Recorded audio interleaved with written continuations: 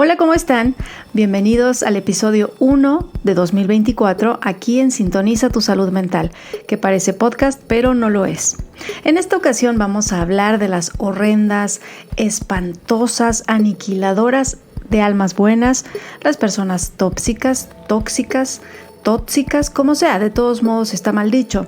En este episodio lo que haré es ofrecerles una explicación sobre por qué las personas tóxicas no existen, por qué los psicólogos no deberían utilizar esa expresión y por qué nos afecta a todos en aspectos tan relevantes como la salud mental pública.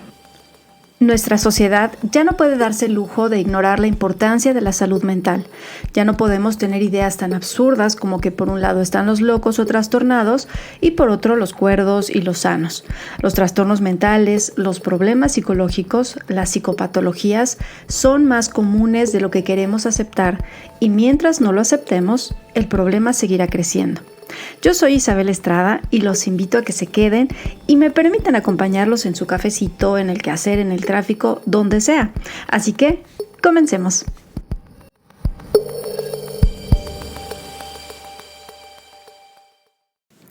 El pastor de la iglesia bautista Bernardo Estamateas escribió el libro Gente tóxica, las personas que nos complican la vida y cómo evitar que lo sigan haciendo. Este libro es otro bestseller de dudosa procedencia como Inteligencia Emocional de Goleman, libros que dan palmadas en la espalda y que venden pseudopsicología, fórmulas mágicas para que la gente se sienta bien, claro, con la falsa promesa del éxito y la felicidad. Recordemos que es una industria millonaria que lucra con las necesidades más básicas del ser humano. Stamateas es doctor en psicología, sexólogo clínico, terapeuta familiar, enfoque desconocido y licenciado en teología. Es decir, es un estudioso de la palabra de Dios. A veces no entiendo este tipo de formaciones académicas tan eclécticas. Es como que cada quien se hace su ensalada de acuerdo a su gusto. De esta ensalada de prácticas tenemos a un coach cristiano, consejero espiritual o psicólogo cristiano, da igual. Ya lo he mencionado, la creatividad para generar títulos pseudoprofesionales es infinita. Algunos lo tienen en la lista de charlatanes sociales y pseudointelectuales. Sabemos que muchos de los libros de autoayuda aparentan abordar temas psicológicos o de salud mental, pero carecen de seriedad y coherencia. Su función es ser como una vaca lechera para el escritor. No importa cuántos cerebros aniquile, solo le importa vender y vender mucho. Es decir, tener un pequeño ingreso por ahí. Gracias a esta pila de libros innecesarios, el público tiene una mala idea, un mal concepto, mala información sobre lo que es la psicología. Las librerías hacen su aporte a esta barbarie. No solo tienen un área de desarrollo personal, sino que la ponen tan cerca del área de psicología que pareciera que no existe una diferencia. Cuando voy a Gandhi me siento como en la tierra prometida, y aunque esta librería me hace muy feliz con su publicidad llena de ingenio, me ha fallado irremediablemente acomodando la programación neurolingüística y otras pseudoprácticas en el área de psicología. El señor Stamateas, con su libro, puso de moda la expresión gente tóxica. Esta etiqueta no es más que una peyorativa forma de señalar a quien nos cae mal o creemos que nos hace daño. Recuerden que son libros que nos dicen lo que queremos escuchar y sin reparos lo hemos popularizado, lo hemos aceptado, lo hemos normalizado porque somos una sociedad que no cuestiona lo que consume. Gracias a las fantochadas de la autoayuda, el coaching, el desarrollo personal o humano, hoy enfrentamos un enorme problema, pues las personas creen que eso es psicología y juzgan y critican a la psicología desde el contenido de esos libros y lo que pulula en redes. Dentro de la psicología popular cabe cualquiera. Aquel que se autonombra psicoterapeuta de la noche a la mañana sin tener estudios formales, el psicólogo que tiene título pero que jamás entendió qué es la ética profesional, otros más que son psicópatas con licencia para destruir mentes, pero afortunadamente también hay psicólogos con título y ética tanto personal como profesional. Por eso, aprender a discernir es importante, sobre todo por cómo vemos las cosas en redes sociales. Así que encontrar un buen psicólogo se ha convertido en algo similar a encontrar una aguja en un pajar. Desafortunadamente, en este mar de terapeutas y terapias, el público usuario, en ocasiones extremadamente necesitado de ayuda profesional, se encuentra con esta cortina de charlatanes que con tal de vender te dicen cualquier cosa que te haga sentir bien. Tú no estás mal. Él o ella son los tóxicos, ellos están mal y tú no eres más que la eterna víctima por ser una buena persona. Y funciona. Les encanta etiquetar y dar diagnósticos inexistentes. Se les hace fácil decir que es herida de abandono, de rechazo, de lo que sea.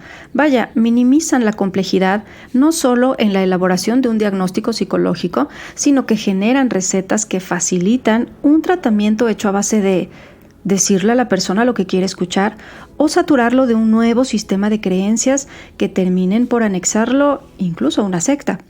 Por lo tanto, utilizar esta etiqueta es solo hablar de pseudopsicología o psicología popular. No hay nada serio ni ético que lo respalde, más que un libro de autoayuda y la inmensa imaginación de un coach espiritual o psicólogo cristiano. En el portal ondacero.es nos dan una explicación bastante absurda sobre cómo identificar si tú eres el o la tóxica. En esta lista dice que son egocéntricos, narcisistas, que son personas negativas, que se victimizan, son mentirosas, carecen de empatía y autocrítica. Finalmente te ofrecen grandes consejos para dejar de ser tóxico. Por ejemplo, intentar desarrollar la empatía, escuchar más a los que están alrededor, admitir la responsabilidad y ser más asertivo. Ok, esto suena muy fácil, pero ¿ellos a qué creen que se va a psicoterapia? Entonces ahí es donde las cosas ya se tornan en algo totalmente diferente, porque estamos hablando, como les decía, en el cuidado de la salud mental que todos debemos tener. Todo lo que busques va a decir lo mismo. Como puedes observar, se aborda la expresión como si fuese psicología, como si nos hablaran de rasgos de personalidad, como si derivara esta información de una teoría de la personalidad. Este concepto no cuenta con una clara definición, pues no obedece a una investigación seria y profesional, a un estudio, a un análisis dentro del ámbito de la psicología clínica, por lo que ahí puede caber cualquiera que nos irrite, nos moleste o nos estorbe. En las palabras de esta Mateas, las personas tóxicas son el envidioso, el meteculpas, el quejoso, el agresivo, el psicópata. Además de sonar poco profesional, las razones para erradicarla del vocabulario de los psicólogos son muchas. La más importante, respetar la dignidad que hay en cada persona con necesidad de cuidar su salud mental, es decir, todos. Por otro lado, resulta curioso que mezcle un perfil psicópata con una persona quejosa. Indica un bajo nivel de destreza en el área clínica. En un hospital no dicen, a ver, ponme a los enfermos por aquí y a los heridos por allá. Ellos tienen protocolos que deben respetar y sobre todo los derechos de los pacientes, aunque sabemos que también ahí hay fallas. Un médico conoce la diferencia entre una persona con un esguince y otra con una herida traumatológica. Cada una requiere una atención diferente y un tiempo de respuesta diferente. El personal médico debe seguir un protocolo, un triage médico, una categorización, pero nunca una etiquetación. Que un no psicólogo le llame a una persona tóxica no es correcto, pero no incurre en una falta ética como sí sucede con un psicólogo. Tóxico no es un término clínico, tampoco es un rasgo de personalidad o un constructo que facilite la comprensión del ser humano y sus procesos internos. Es simplemente una etiqueta peyorativa que ha generado un daño social que todavía no podemos ver. La desregulación emocional, la negatividad, la envidia mal gestionada podrían ser manifestaciones, síntomas de diversas psicopatologías, pero todavía estamos en la era de los sanos y los locos. El psicólogo clínico está capacitado para detectar conductas patológicas o disfuncionales, evalúa, diagnostica y ofrece un tratamiento, pero jamás etiqueta a las personas, las señala o las juzga. Stamateas, en cambio, etiqueta, juzga y señala como si él fuera una autoridad para determinar quién sí y quién no. Y mientras él juega a ser Dios, los que consumen su producto milagro se alejan de la posibilidad de entender qué es la psicología y menos la salud mental. Desafortunadamente, está tan normalizado que hay psicólogos que usan esta etiqueta. Una de nuestras responsabilidades éticas es la información que compartimos en redes. La divulgación de la ciencia del comportamiento debe hacerse con responsabilidad y respeto, no solo por hacer eco de lo popular y ganar un par de likes. ¿Qué sí debe hacer un psicólogo? Invitar a las personas a cuidar su salud mental, ayudarles a fomentar hábitos saludables, lograr una mejor comprensión de los procesos mentales propios, promover comunicación asertiva y efectiva, entre otros aspectos en pro de un beneficio que va más allá de lo personal, una sociedad con salud mental, no hacer grupos, separar, dividir y normalizar la comunicación pasivo-agresiva, señalamientos y no responsabilizarnos de lo que nos corresponde. La pseudopsicología o psicología popular hace daño y es importante que lo comprendamos. Hay muchas personas en redes abordando temas de salud mental o psicología, pero también psiquiatría, nutrición, temas relacionados con la salud, información que tiene un fuerte impacto en los consumidores de dicho contenido. Lamentablemente hay personas que se inventan diagnósticos psiquiátricos o del neurodesarrollo para compartir su experiencia y de hecho lucrar con sus ya famosas pseudoterapias nombradas 1 a 1 y acompañar a la persona. Los grupos de apoyo son útiles, espacios donde conversas con personas que tienen experiencias similares a las tuyas, pero siempre deben estar acompañados de un profesional instruido en el tema. No usan el término terapia por temas legales, no porque exista un nuevo tipo de intervención no profesional. Es un nuevo modelo de negocio, como siempre se los he dicho, y lamentablemente han empezado a lucrar con las necesidades de las personas, con necesidades relacionadas con la salud. Así que reemplazan por acompañamiento 1 a 1, entrenamiento, mentoría, lo que se les ocurra. Los psicólogos buscamos la mejor comprensión de los procesos mentales y las interacciones del ser humano con su ambiente físico y social. La conducta observable, aquellos fenómenos susceptibles de ser observados introspectivamente y los procesos mentales, que dicho sea de paso encontré en una revista de la Facultad de Psicología de la Universidad Nacional Mayor de San Marcos, en Perú, que consideran proceso mental y proceso inconsciente lo mismo. Es decir, un sinónimo, y no es así. Los procesos inconscientes, recordemos, pertenecen a un enfoque llamado psicoanálisis, y la psicología como ciencia habla de los procesos mentales conscientes. Hay una enorme diferencia y está descrita en la historia de la psicología, y eso yo ya se los expliqué en otro video. Otro aspecto importante a resaltar es que hoy en día gente que hace eco de datos relacionados a la psicología o la salud mental, llámese noticiero, programa de revista, podcast, cualquier persona hace la diferencia entre mental y emocional. Error. Al hablar de procesos mentales, también estamos hablando de los procesos emocionales. Esta imagen describe algo que hoy sabemos que es incorrecto: el cerebro, la mente y el corazón, las emociones. Hablar de salud mental y emocional es hacer referencia a esta imagen, que es obsoleta. Las emociones son procesos mentales y como tal tienen una activación física correspondiente. Eso también ya lo hemos comentado. Desde la psicología cognitiva o cognitivismo, la manera en que cada persona procesa la información, es decir, las experiencias vividas, incluyendo los procesos afectivos, afectan en gran medida nuestra personalidad.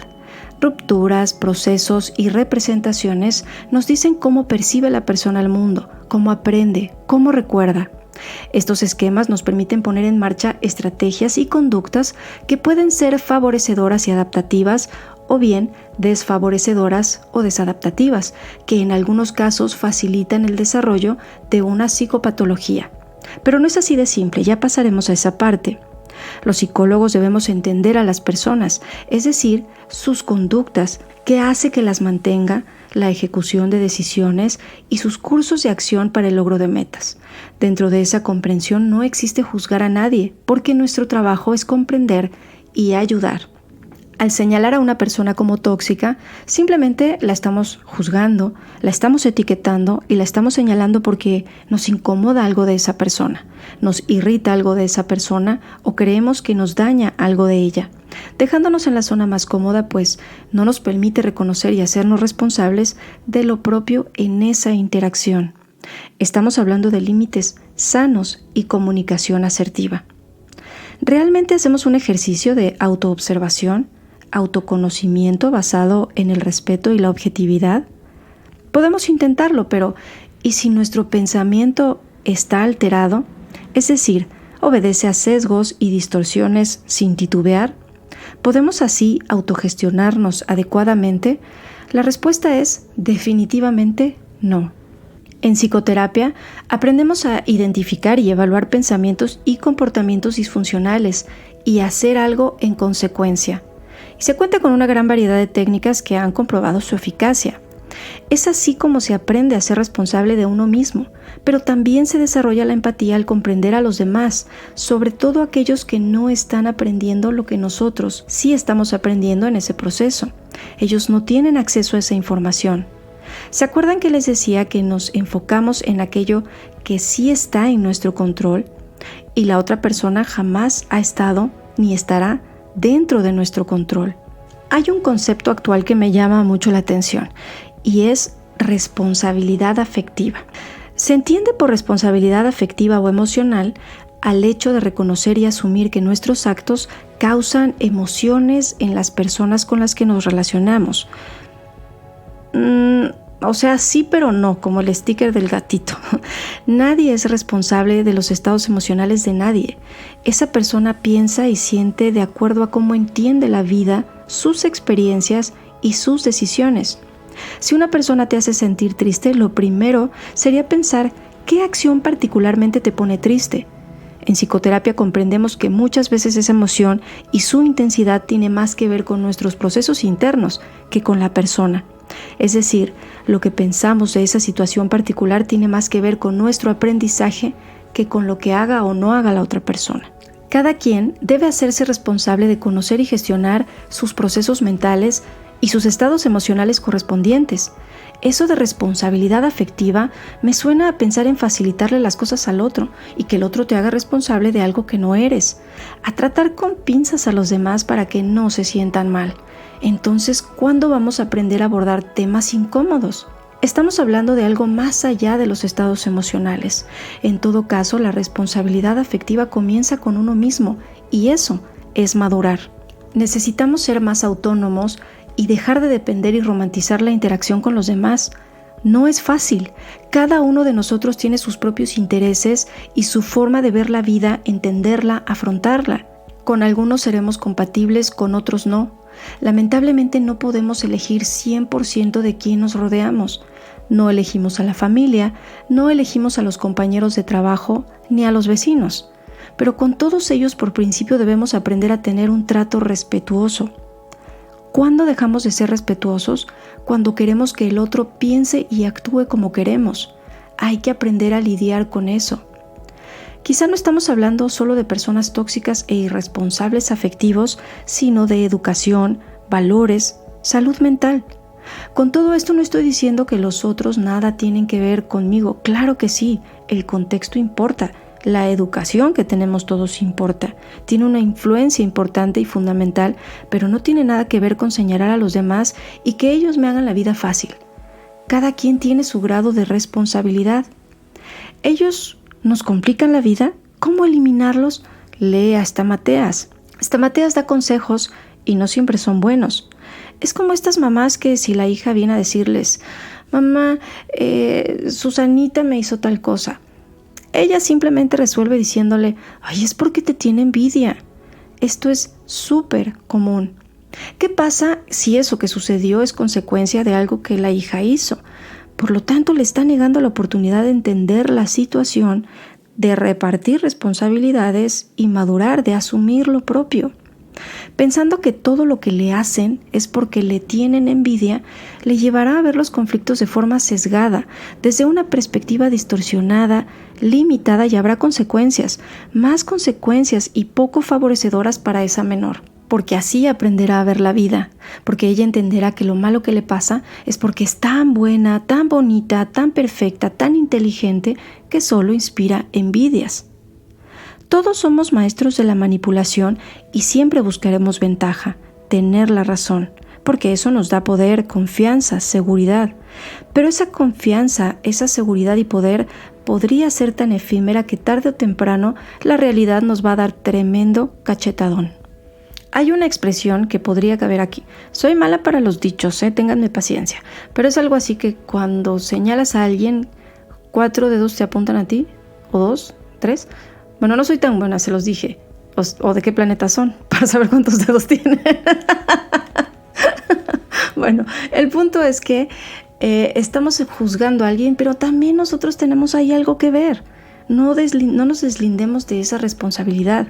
Ahora, si sentimos que la situación nos rebasa y nos damos cuenta que con las herramientas que tenemos no es suficiente para mejorar esa comunicación, es momento de ir a terapia.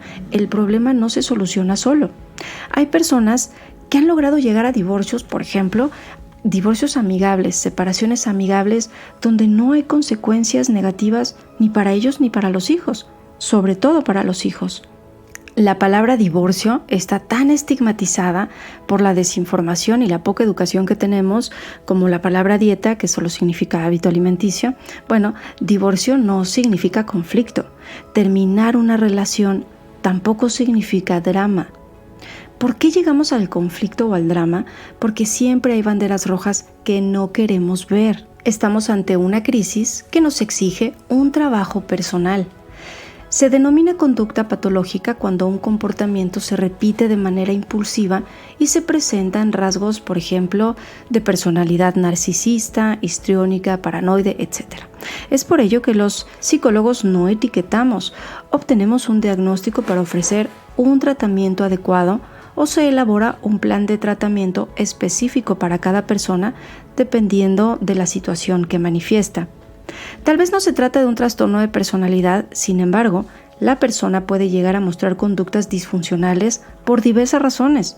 Recordemos que el diagnóstico psicológico se refiere a síntomas o funcionamientos mentales emocionales que no tienen una base orgánica observable. Se infiere por los comportamientos de la persona o por lo que dice que le está pasando.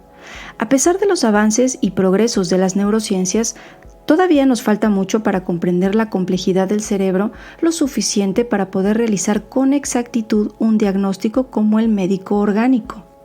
En un artículo leí algo que me llamó mucho la atención. Decir que alguien está deprimido porque le falta serotonina, un neurotransmisor en el cerebro, es como decir que la economía de un país sufre porque los ciudadanos compran coches extranjeros. Algo tiene que ver, sí, pero la respuesta es infinitamente más compleja. Hablaba sobre el diagnóstico psicológico y que debemos tener cuidado de no reedificar, es decir, convertir algo intangible en algo real y observable a los diagnósticos psicológicos como si fuesen cosas que se pueden observar directamente y que se tienen. Por ejemplo, no se tienen dificultades sexuales o una depresión de la misma manera que se tiene un infarto cardíaco. Las personas que hayan sufrido un infarto cardíaco tendrán todas una obstrucción en un vaso sanguíneo que riega el corazón. Las personas con dificultades sexuales o una depresión lo padecen por una infinidad de razones diferentes. Es por ello que no existe algo como la etiología de un trastorno mental, ya que es multifactorial. Ahora bien, ¿por qué esta Mateas dice que las personas quejosas son tóxicas? Hay tanto desperdicio, de verdad, quítenle la cédula. Hay un modelo teórico de la queja.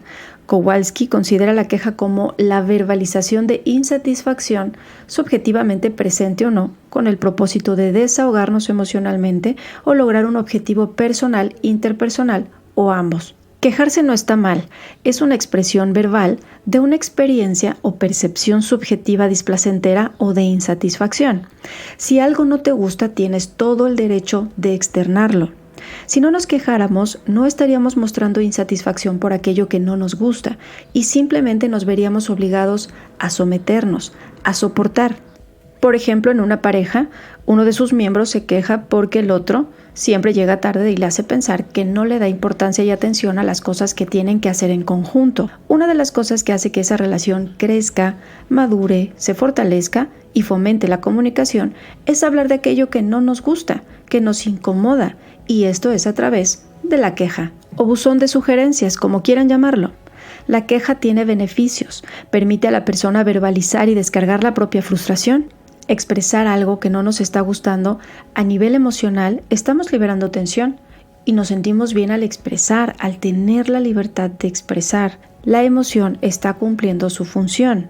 Pero ¿qué pasa si evitamos expresar esas situaciones que no nos gustan, que nos incomodan o que tenemos miedo de abordar? Nos sometemos, evitamos el conflicto, no nos vayan a dejar porque estamos siendo quejosos, porque todo el tiempo nos estamos quejando.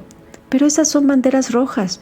Y si para la otra persona realmente no somos tan importantes y hay demasiadas cosas de las que nos estamos quejando, Esto es únicamente en el campo de la interacción de pareja.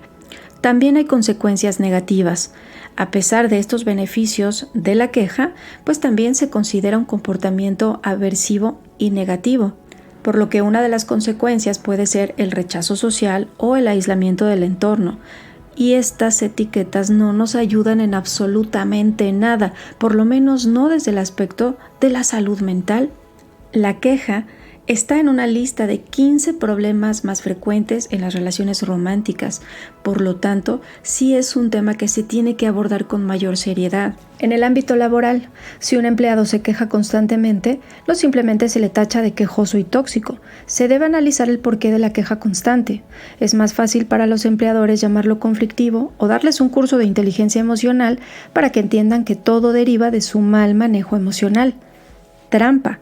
Y si ese empleado está siendo sometido a una multitud de injusticias, si no se le respeta el horario de trabajo, de comida, etcétera, su espacio, su salario, se tiene que quejar. Esto no se trata de que sea bueno o malo quejarse, sino lo que hacemos ante la situación. Por otro lado, queja y negatividad no son lo mismo. Está bien que generemos atajos mentales, pero estamos tomando muchos términos diferentes como si fueran sinónimos y eso limita nuestra comprensión y comunicación. ¿Para qué lo hacemos? ¿Para no pensar? ¿Para facilitarnos las cosas cuando en realidad nos lo estamos complicando? Si en esta pareja que tiene problemas o este empleado que sufre abuso, la queja no cumple su función de comunicar y buscar mejoras, vamos entonces a estar ante una persona que manifieste un síntoma. Entonces, al no lograr cambios, a pesar de haber comunicado, comenzará a experimentar algo como indefensión aprendida o el locus de control será externo y la persona se autopercibirá como incapaz de solucionar algo. Su salud mental se verá afectada. Sin embargo, en estos dos casos, la pareja y el empleado no son lo mismo. No son simplemente tóxicos quejosos, son diferentes como el paciente con esguince y el de fractura expuesta. Necesitan diferentes niveles de atención, aunque las diferentes situaciones en las que se encuentran los llevarán a ser propensos a experimentar niveles elevados de ansiedad o incluso depresión. Un psicólogo no puede pasar por alto todo esto, es su trabajo. Como les mencionaba hace un momento, el psicólogo clínico está capacitado para detectar conductas patológicas o disfuncionales, pensamientos distorsionados, creencias irracionales. Por lo tanto, tendría que evaluar y diagnosticar y ofrecer un tratamiento para ayudar a la persona a salir de ese bucle y, en el mejor de los casos, prevenir el desarrollo de una psicopatología. Pero en ningún escenario su trabajo será simplemente etiquetar, juzgar y empatizar con algunos cuantos solo para sacarles unos pesos. Es contradictorio decirle a las personas que para no ser tóxicos o dejar de ser tóxicos deben desarrollar la empatía cuando ellos están fomentando la comunicación pasivo-agresiva al señalar ligeramente a este o aquel como tóxico. La psicología popular es un negocio. No le importa la forma en la que hace dinero. No le importa respetar la dignidad de las personas. Buscan fama, ventas, poder. Y hasta aquí voy a dejar este episodio Personas Tóxicas. Espero que lo que les he compartido les permita tener una mejor comprensión de por qué es tan absurdo utilizar este término o esta etiqueta. Si queremos una mejor vida, una mejor sociedad, necesitamos mejor educación y sobre todo más comunicación, empatía y respeto. Yo soy Isabel Estrada y me encantó acompañarte hoy. Me despido feliz y contenta sabiendo que tú ya estás sintonizando tu salud mental. Gracias. Bye bye.